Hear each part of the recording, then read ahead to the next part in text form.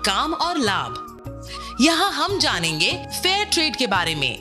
FPO की शुरुआत कैसे हुई, एफपीओ की स्थापना कौन कर सकता है, एफपीओ के पंजीयन की प्रक्रिया, एफपीओ से संबंधित समस्याओं के बारे में, एफपीओ से संबंधित आवश्यक दस्तावेज, एफपीओ स्थापना पर किए जाने वाले कार्य, एफपीओ सदस्यों के कार्य, एफपीओ से होने वाले लाभ, एफपीओ स्थापना हेतु आर्थिक सहायता। यहाँ आए सभी किसान भाइयों बहनों को मेरा नमस्कार। जैसे कि मैंने कहा था, मेरे एक मित्र जो फार्मर प्रोड्यूसर कंपनी बनाने की प्रक्रिया के जानकार हैं, वे हमें इसके बारे में मार्गदर्शन देंगे। वो आज हमारे साथ हैं। आज हम उनसे जानेंगे फार्मर प्रोड्यूसर कंपनी या एफपीओ के पंजीयन, कार्य और लाभ से संबंधित सारी जानकारी। कुमार जी, आपका हमारे गांव में स्वागत है। अब आप ही एफपीओ के बारे में यहाँ आए और किसानों को पूरी बात बताएं। धन्यवाद सरपंच जी। यहाँ आए सभी किसान भाइयों और बहनों का स्वागत है। मैं आपको फार्मर प्रोड्यूसर कंपनी के पंजीयन की प्रक्रिया, उसके द्वारा किए जाने वाले कार्य, उससे किसानों को होने वाले लाभ सहित और भी जरूरी बातें बताऊंगा। सब किसान भाई बहन इसे गौर से सुनिएगा। पर इससे पहले मैं आपको एक ऐसी संस्था के बारे में बताता हूँ जो एफपीओ जैसे संगठनों को सशक्त और सक्षम बनाने का कार्य करते हैं। यह संस्था है फेयर ट्रेड। फेयर ट्रेड एक ऐसी संस्था है जो एक लोकतांत्रिक संगठन का निर्माण करने, आर्थिक सुदृढ़ता स्थापित करने, सामूहिक संगठनात्मक रूप से निवेश करने और उन्हें सशक्त बनाने सहित विक्रेता और खरीदार के मध्य सेतु बनाने का काम करती है। फेयर ट्रेड छोटे उत्पादकों का संगठन बना उनके गुणवत्तापूर्ण उत्पादों को बाजार में पहुंचाने का काम करती है। इसके संगठन में सभी सदस्यों की आपसी भागीदारी सुनिश्चित की जाती है ताकि सभी अपनी अपनी क्षमता के अनुसार बिना भेदभाव के अपने व्यवसाय को बढ़ाने में सहयोग कर सकें।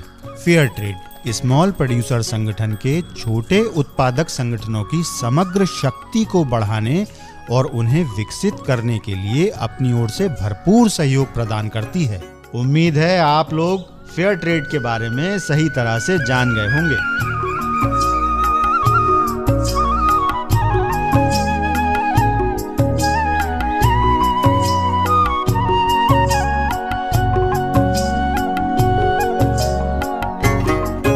तो आपको सबसे पहले मैं यह बताता हूं कि कैसे फार्मर प्रोड्यूसर कंपनी या एफपीओ बनाने की शुरुआत हुई थी और इसके पंजीयन की प्रक्रिया क्या है।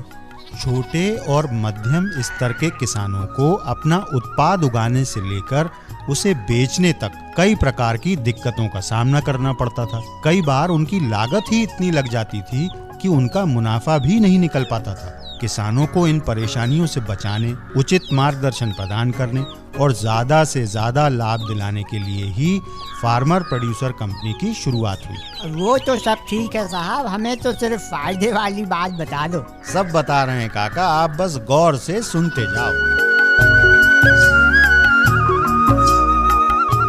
चलिए अब जानते हैं एफपीओ क्या है, एफपीओ की शुरुआत कैसे की जाए, कौन इससे जुड़ सकता है, किन बातों का ध्यान रखना इसके लिए जरूरी होता है और सरकारी स्तर पर किन प्रक्रियाओं से इसे गुजरना होता है। फार्मर प्रोड्यूसर कंपनी या एफपीओ को हिंदी में किसान उत्पादक संगठन के नाम से जाना जाता है। इसकी स्थापना किसान आपस में मिलकर करते हैं। खेती से जुड़े हुए, बागवानी से जुड़े हुए या अन्य कामों से जुड़े हुए कोई भी किसान आपस में मिलकर इसकी स्थापना कर सकते हैं। एफपीओ की सबसे अच्छी बातों में से एक यह है कि महिला या पुरुष सभी किसान इसमें भागीदार हो सकते हैं। मैदानी क्षेत्रों में किसानों की समूह संख्या न्यूनतम 300 तथा पहाड़ी क्षेत्रों में न्यूनतम सदस्य संख्या 100 होना जरूरी होती है। स्वरोजगार की दृष्टि से विशेषकर युवा किसानों को एफपीओ की स्थापना में रुचि जरूर लेनी चाहिए। इससे वे खुद अपने व्यवसाय के मालिक बन सकते हैं और बड़े पैमाने पर कारोबार कर तरक्की पा सकते हैं। अच्छी जानकारी दी कुमार जी। अब एफपीओ के पंजीयन की प्रक्रिया के बारे में भी बता दीजिए। एफपीओ के पंजीयन की बात की जाए तो इसे कंपनी अधिनियम 9A या राज्य के सहकारी समिति अधिनियम के अंतर्गत पंजीयन कराना होता है। इसके लिए सरकारी पंजीयन कार्यालय को एफपीओ के कम से कम 5 नाम प्रस्तावित करने होते हैं, जिसमें एक को चुनकर सरकारी स्तर पर उसे पंजीकृत कर दिया जाता है। इस दौरान यह भी याद रखना जरूरी होता है कि किसी भी एफपीओ का नाम प्रोड्यूसर कंपनी लिमिटेड लगाकर ही रखा जा सकता है। एफपीओ की स्थापना के साथ ही इसे शुरुआती 3 साल तक भारत सरकार द्वारा विशेष आर्थिक सहायता उपलब्ध कराई जाती है, ताकि एफपीओ अपने कामों को सही रूप में संचालित करते हुए सुदृढ़ बन सके। अरे साहब, आपने पंजीकरण के बारे में तो बता दिया, पर इसमें हम किसानों की बात तो हुई ही नहीं। बता रहा हूँ बंधुओं, अब गौर से सुनिए। जब एफपीओ के पंजीयन के लिए सरकारी पंजीयन कार्यालय में प्रस्ताव दिया जाता है तो सबसे पहले इससे जुड़ने वाले कुछ किसान सदस्यों को एफपीओ का प्रतिनिधि बनाया जाना जरूरी होता है, जिन्हें बोर्ड सदस्य कहा जाता है। इनकी संख्या 10 के लगभग होती है, जिसके पास एफपीओ संचालित करने के लिए विशेष शक्तियाँ होती हैं। इसके अलावा अन्य किसान एफपीओ से सदस्य के रूप में जुड़ते हैं, पर एफपीओ से होने वाले लाभ पर सभी का बराबर हक होता है। दूसरी तरफ एफपीओ के प्रबंधन और बेहतर संचालन के लिए मानदेय के आधार पर एक सीईओ, सचिव, लेखा अधिकारी सहित तथा अन्य पदों की व्यवस्था की जाती है। तो मेरे किसान भाइयों और बहनों, सभी को अब तक की बातें समझ आ गईं? पर कुमार जी, एफपीओ स्थापना के लिए कुछ जरूरी दस्तावेज भी तो लगते होंगे, उनके बारे में भी बता दीजिए। अब गौर से सुनिए। इन दस्तावेजों में मुख्य हैं आधार कार्ड, खेती की भूमि संबंधी दस्तावेज, बैंक खाता, पासपोर्ट आकार की फोटो, मोबाइल नंबर और मूल निवास प्रमाण पत्र। किसान खेती ना भी करता हो तो उसका कृषि से संबंधित किसी क्षेत्र से जुड़ा होना जरूरी है। अब जब सरकारी स्तर पर एफपीओ पंजीयन की सारी प्रक्रिया पूरी हो जाती है तो एफपीओ के नाम से एक सरकारी प्रमाण पत्र जारी कर दिया जाता है, जो एफपीओ के गठन के लिए सरकारी प्रमाण पत्र होता है। अब भी कोई किसान बंधु नियमों, दस्तावेजों से संबंधित और जानकारी चाहते हैं तो वे कंप्यूटर पर www.mca.gov.in वेबसाइट पर जाकर और जानकारी प्राप्त कर सकते हैं। तो कुमार जी, एफपीओ तो खुल गया, अब तो इसके फायदे बता दीजिए। बता रहा हूँ काका, बता रहा हूँ। पहले एफपीओ गठन की प्रक्रिया को तो अच्छे से समझ लो। इसमें पैसा और समय दोनों लगने हैं, इसलिए ऐसा ना हो कि जानकारी के अभाव में कोई चूक हो जाए। एक बार एफपीओ की प्रक्रिया को ठीक से समझ लो काका, फिर तो किसानों का फायदा ही फायदा है। पहले मैं एक बात आपको याद दिला दूं कि एफपीओ की स्थापना से पहले ही किसानों को बहुत सारी योजना ठीक से बना लेनी चाहिए। जैसे एफपीओ की स्थापना किस उद्देश्य से की जा रही है, उसे संचालित कैसे करेंगे, अपने उत्पाद की लागत में आने वाली राशि की व्यवस्था कैसे करेंगे, एफपीओ के लिए कार्यालय और जरूरी इंफ्रास्ट्रक्चर कैसे जुटाएंगे।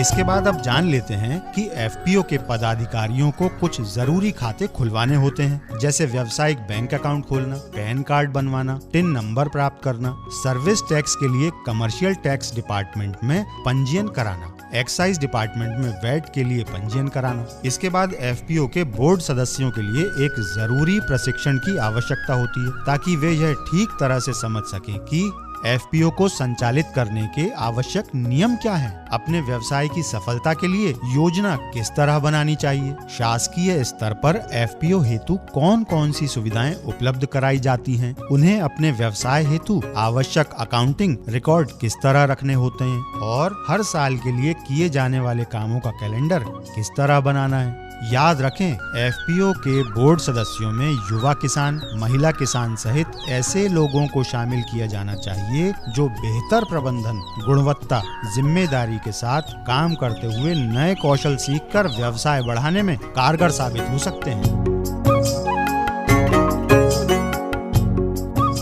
बहुत बढ़िया कुमार जी, अब आप ये भी बता दीजिए कि एफपीओ खोलने के बाद हम सही तरीके से काम कैसे करेंगे, सबकी इसमें क्या क्या भूमिका रहेगी।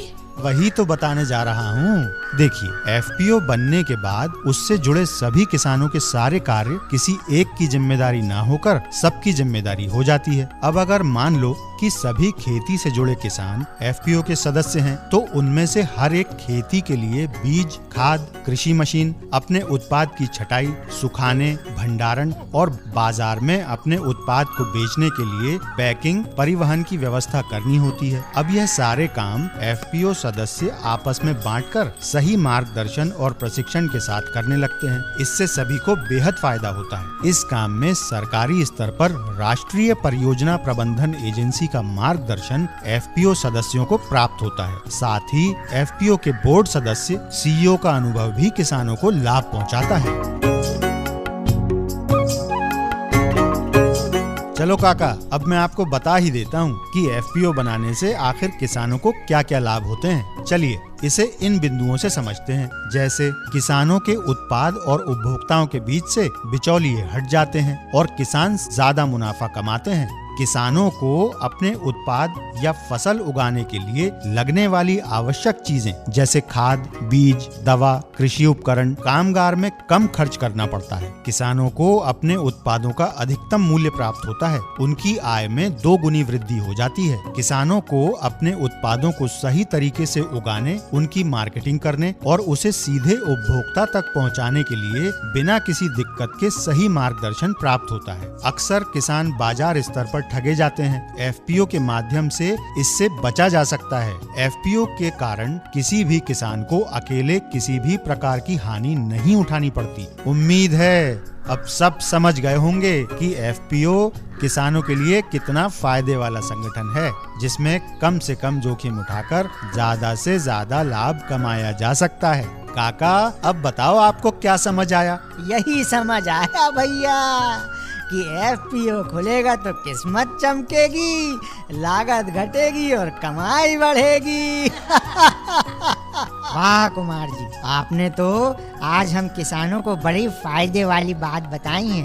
अब तो हम भी गांव में एफपीओ बनाकर ज्यादा से ज्यादा लाभ कमाएंगे। पर कुमार जी, हम किसान एफपीओ तो खोल लेंगे, पर इसके लिए सरकार के अलावा क्या और भी कोई आर्थिक सहायता मिलती है? बढ़िया सवाल किया सरपंच जी। एफपीओ की स्थापना के लिए देश भर में राज्य और केंद्र सरकार द्वारा अपने मानकों के अनुसार सरकारी आर्थिक सहायता उपलब्ध कराई जा रही है। इसी के साथ नाबार्ड, लघु कृषक कृषि व्यापार संघ और एनसीडीसी जैसी संस्थाओं द्वारा भी एफपीओ के सही संचालन हेतु विविध मानकों के अनुसार अनुदान राशि उपलब्ध कराई जाती है। किसान बंधु इसके बारे में ज्यादा जानकारी संबंधित संस्थाओं के प्रतिनिधियों से प्राप्त कर सकते हैं। कई बार एफपीओ को उनके काम के हिसाब से रेटिंग भी उपलब्ध कराई जाती है और उसी के अनुसार अनुदान की राशि उन्हें दी जाती है। तो ये थी एफपीओ के निर्माण, काम, मिलने वाली आर्थिक सहायता, मार्गदर्शन और इससे होने वाले संपूर्ण लाभ के बारे में पूरी जानकारी। कोई किसान बंधु अभी भी कोई जानकारी चाहता है तो वो फेयर ट्रेड की संस्था से संपर्क कर मार्गदर्शन प्राप्त कर सकता है।